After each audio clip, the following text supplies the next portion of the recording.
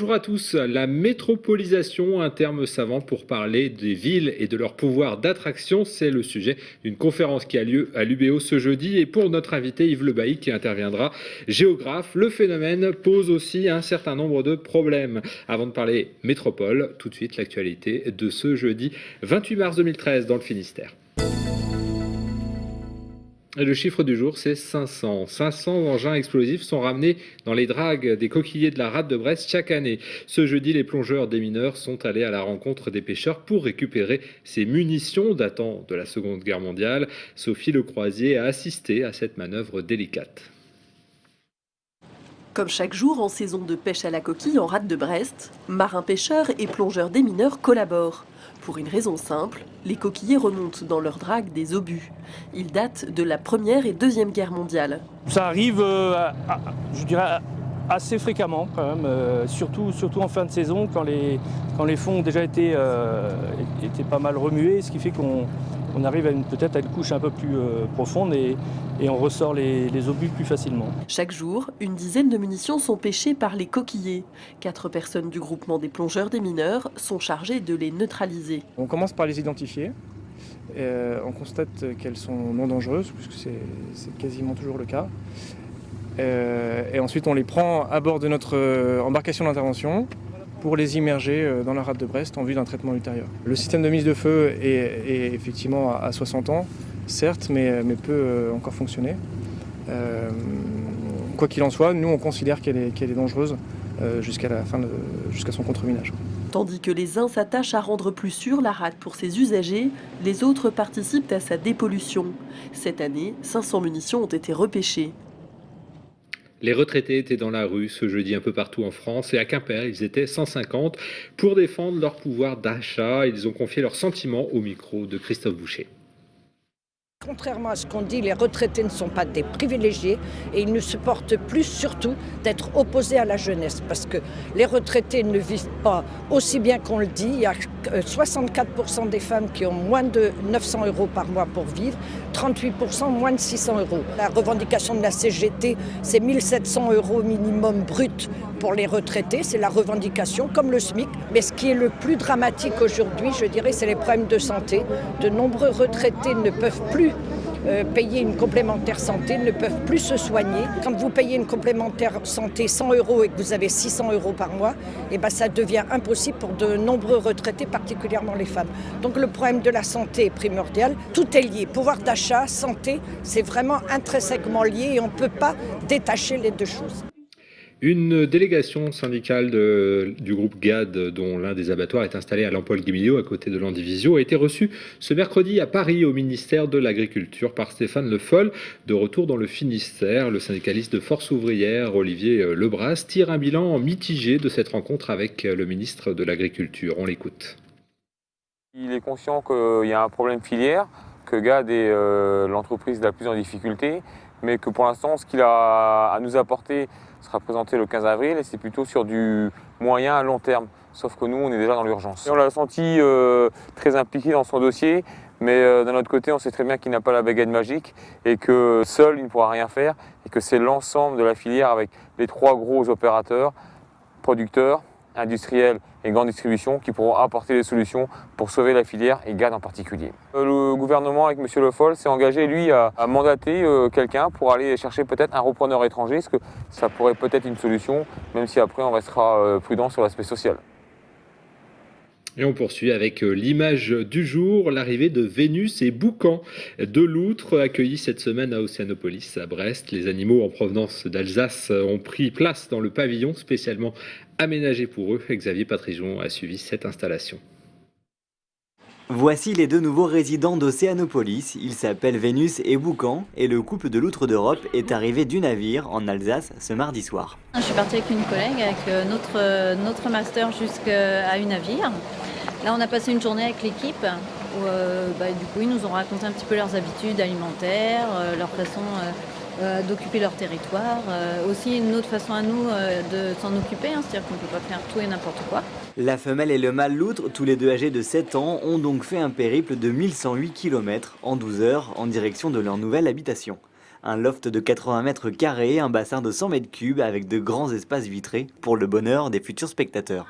Pour le moment, j'allais dire, on les laisse vraiment tranquilles pour qu'elles découvrent leur habitat, leur espace et qu'elles s'acclimatent. Donc on leur laisse le temps. On ne précipite pas les choses. Ce sont des espèces, des loutres d'Europe, qui font l'objet de suivi en Bretagne, justement parce que ça a été une population très fragile. C'est une espèce protégée qui a été menacée pendant quelques temps, une espèce très fragile. Donc on porte une attention particulière à cette espèce. Vénus, pour le moment, est plutôt gourmande et curieuse. Boucan, quant à lui, est un peu moins courageux. Mais il a jusqu'au 17 avril pour s'habituer à sa nouvelle vie, jour d'ouverture du bassin aux loutres pour le public. Et on continue avec ce sujet, la métropolisation. C'est le sujet d'une conférence organisée ce jeudi soir à l'UBO par les Amis du Monde Diplomatique. Yves Le Bailly, bonjour. Bonjour monsieur. Vous êtes professeur agrégé de géographie, vous avez enseigné à l'Université de Bretagne Sud et vos travaux de recherche portent notamment sur l'organisation des territoires et notamment sur le littoral atlantique et son urbanisation touristique, entre autres. Très simplement, qu'est-ce que la métropolisation ? Alors le mot peut faire peur déjà. C'est un mot savant. C'est un mot savant et c'est difficile de l'expliquer. Aujourd'hui, d'ailleurs, c'est un mot qui est polysémique, qui a plusieurs sens. Et il y a 30 secondes, alors. Confusion. Mais pour aller directement au fond du problème, je dirais que c'est une vision économique qui aujourd'hui s'impose et qui part du principe que la concentration des hommes et des activités, ce qu'on appelle en termes de géographie la polarisation, est quelque chose qui, accompagné d'une mobilité sans frein des populations, eh bien, est la démarche qui consiste le mieux à s'insérer dans l'économie internationale, donc dans la mondialisation. Et c'est bien là tout le problème, c'est que cette option part de l'idée qu'il faut passer par une masse critique de concentration de compétences, de moyens économiques, pour s'insérer dans le marché international et être reconnu mondialement. Et visiblement, cette masse critique, Brest ne l'a pas, puisque récemment, Brest a été écarté du label métropole, alors que Nantes et Rennes l'ont obtenu. Est-ce que le maire de Brest a des raisons de se désoler ? Alors, il peut se désoler, effectivement, comparativement à ses collègues. Et c'est bien là qu'il faut revenir sur le sens même de métropolisation. Parce que il y a plein de critères. Il y a au moins 5 critères qui définissent la métropolisation. C'est l'insertion dans des réseaux internationaux. C'est avoir, je dirais, une concentration d'activités et de fonctions de haut niveau, alors en matière de recherche, de finances, etc. C'est des équipements internationaux. C'est des réseaux donc connectés au monde. Et c'est aussi une part de population étrangère au sein de la cité. Alors, je pense que sur un certain nombre de ces critères, effectivement, j'allais dire la métropole, mais l'agglomération brestoise relève d'un certain nombre de... On peut appeler Brest métropole. Oui, parce que je crois que les réseaux de compétences, elle les a, sa reconnaissance internationale également, etc.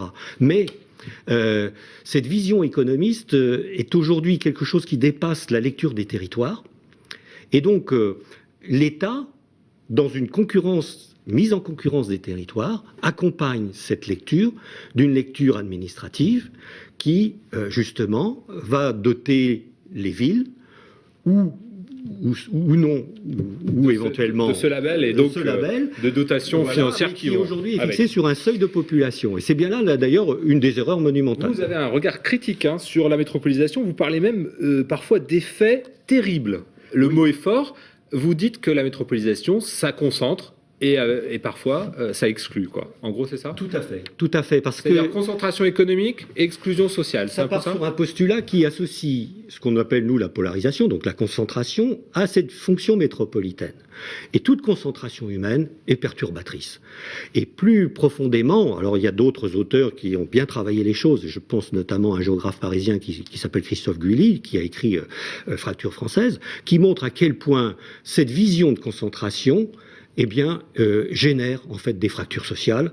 Voire des votes extrémistes au niveau politique. Des exclusions. Et sur les périphéries des grandes agglomérations, effectivement, une sorte d'abandon des populations qui peut les pousser vers les votes populistes aujourd'hui. Oui. Notamment dans ce qu'on appelle les troisièmes couronnes urbaines. C'est très net. La carte des votes Front National autour de l'agglomération rennaise au cours des dernières présidentielles coïncidait exactement avec la carte des migrants quotidiens qui sont à plus de 50 km de leur travail.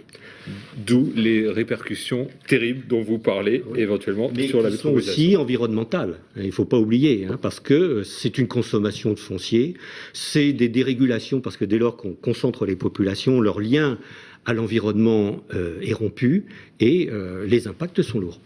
Yves Le Bailly, merci beaucoup d'être venu nous parler très brièvement de la métropolisation. On rappelle que vous intervenez dans une conférence à l'UBO ce jeudi soir. Merci beaucoup de nous avoir suivis. On se retrouve demain à 18h15 pour parler de l'actualité dans le Finistère. Bonne soirée à vous.